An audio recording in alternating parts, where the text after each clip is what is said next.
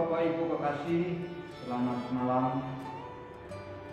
Saat ini kita akan beribadah kepada Tuhan di hari Rabu ini, ibadah rumah tangga di rumah tangga kita masing-masing. Kiranya Bapak Ibu dan saudara-saudara menyiapkan firman Tuhan atau siapkan hati dan pikiran kita untuk kita masuk ke dalam ibadah.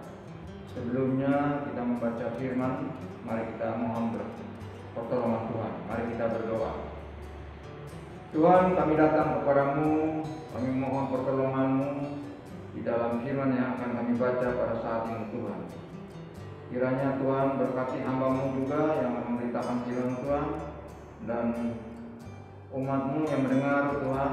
Kiranya Tuhan berikan Roh Kudus-Mu untuk mereka mendengar dan melaksanakan itu dalam hidup dan kehidupannya hari lepas hari. Berfirman-Lah Tuhan, karena kami sudah siap mendengarkan firman-Mu. Amin. Baik Bapak Ibu kekasih, kita akan membaca firman Tuhan yang terambil di dalam Roma pasal 5 ayat 6 hingga ayat yang ke-11. Karena waktu kita masih lemah, Kristus telah mati untuk kita orang-orang durhaka pada waktu yang ditentukan oleh Allah itu. Sebab tidak mudah seorang mau mati untuk orang yang benar, tetapi mungkin untuk orang yang baik ada orang yang berani mati.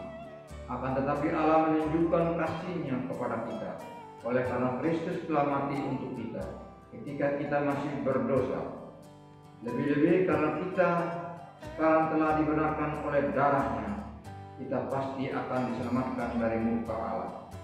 Sebab jikalau kita ketika masih seteru diperdamaikan dengan Allah oleh kematian anaknya, lebih-lebih kita yang sekarang telah diperdamaikan pasti akan diselamatkan oleh hidup.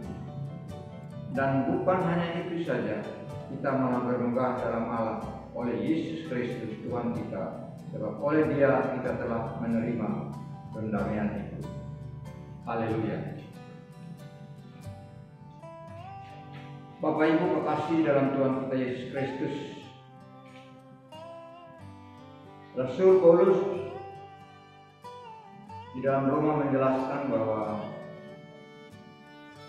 dari iman kepada iman kita dibenarkan karena iman, bukan oleh perbuatan kita. Abraham, orang bapak beriman, juga dibenarkan karena iman. Orang yang dibenarkan akan hidup dalam damai sejahtera dengan Allah itu sendiri, karena persekutuan yang erat dengan Yesus Kristus dalam hidupnya. Iman itu bukan kata benda, tetapi kata kerja. Iman bukan sekedar percaya, tetapi mempercayakan diri kepada Tuhan. Kita sering berkata percaya kepada Yesus, tapi tidak mempercayakan diri sepenuhnya kepada Tuhan, kepada ketetapan kehendak-Nya. Itu sebabnya kita tidak mengalami damai sejahtera yang utuh dari Tuhan. Bapak Ibu dan saudara-saudara, oleh iman kita dipimpin oleh kasih karunia Tuhan Yesus Kristus untuk menerima pengharapan mulia, yaitu kedatangan Kristus yang kedua kali. Jika kita jatuh dalam realita hidup yang berat dan kita kehilangan damai sejahtera, berarti kita tidak mengerti kemuliaan Allah yang begitu besar itu. Hal ini menunjukkan betapa rendahnya kualitas iman kita. Bapak Ibu kekasih, seharusnya kita bukan hanya bermegah menunggu kedatangan-Nya dalam kemuliaan yang besar, tapi kita juga bermegah dalam kesulitan yang besar itu. Bukan hanya tidak jatuh, tetapi bersukacita di dalam kesulitan tersebut. Bagaimana caranya? Kalau kita anggap kesulitan sebagai problem yang sangat serius, kita pasti jatuh. Tetapi kalau kesulitan kita anggap sebagai bagian dari kesukaan, kita tidak akan jatuh. Kita bermegah dalam kesengsaraan, karena kesengsaraan menimbulkan ketipungan. Allah mengutus anaknya ke dunia dan ia mengalami sengsara. Dan bagaimana mungkin kita menolak atau tidak mau sengsara? Kita hanya bersyukur kepada Dia yang telah berkorban bagi kita. Jika kita mengorbankan diri, itu bukan jasa, tetapi sebagai ucapan syukur kita kepada Tuhan. Bersyukur ketika beroleh melayani Tuhan, meski di tengah kesulitan sekalipun, kepahitan dan lain-lain. Seharusnya kita berkata, jika Ia telah menderita untuk kita demi keselamatan, aku hanya menderita untuk menyatakan rasa terima kasih kepada Tuhan. Bapak, Ibu, dan saudara-saudara yang terkasih, melayani Kristus adalah menaklukkan diri sepenuhnya dalam ketetapan kehendaknya.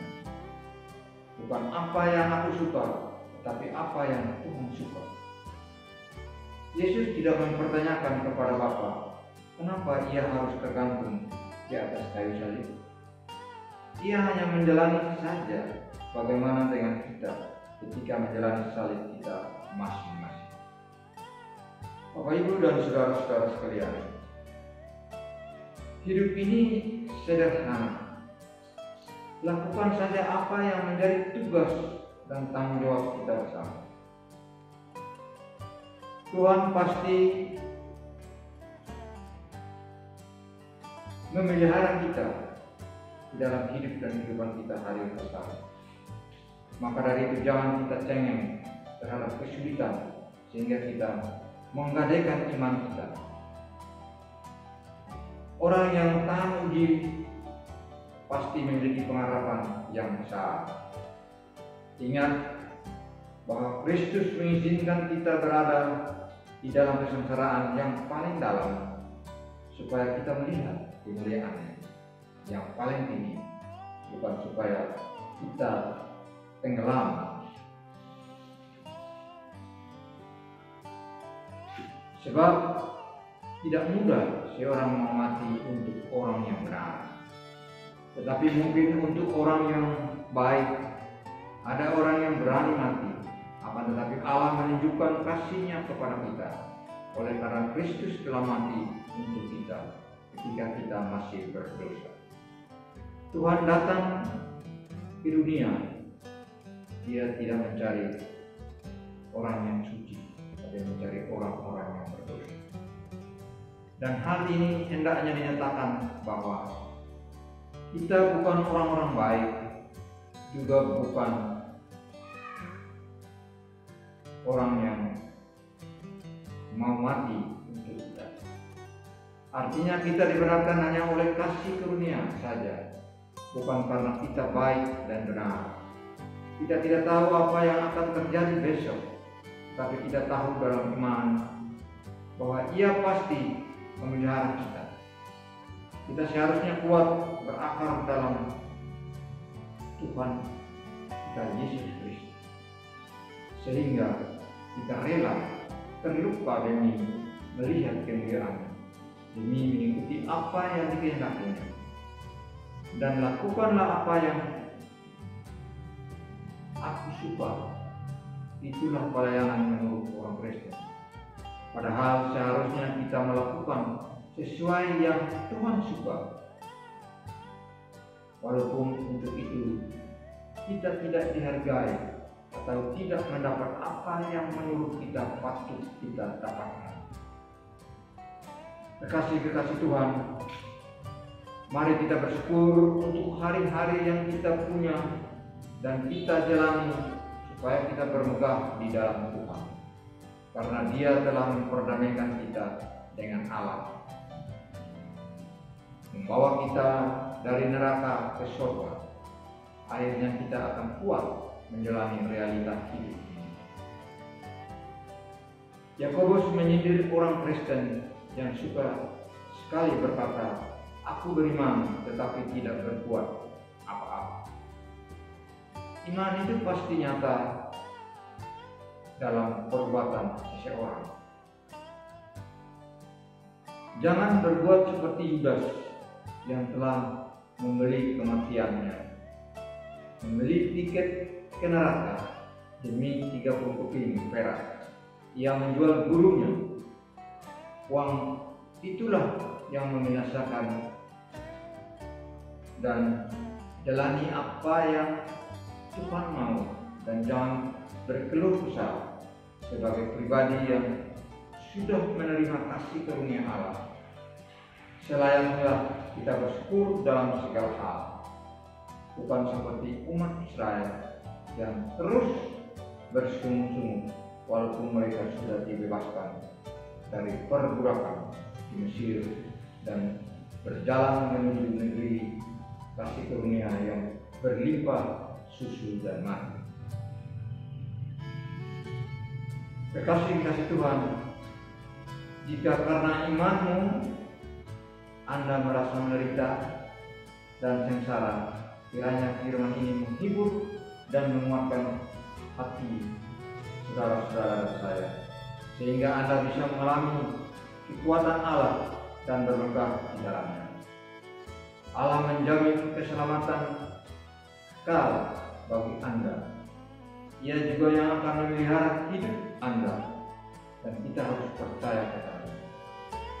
Bapak, Ibu, dan saudara-saudara, kita sebagai pribadi dan umat Tuhan dan sebagai gereja, kita pasti menerima kasih karunia Allah dan selalu bersyukur padanya.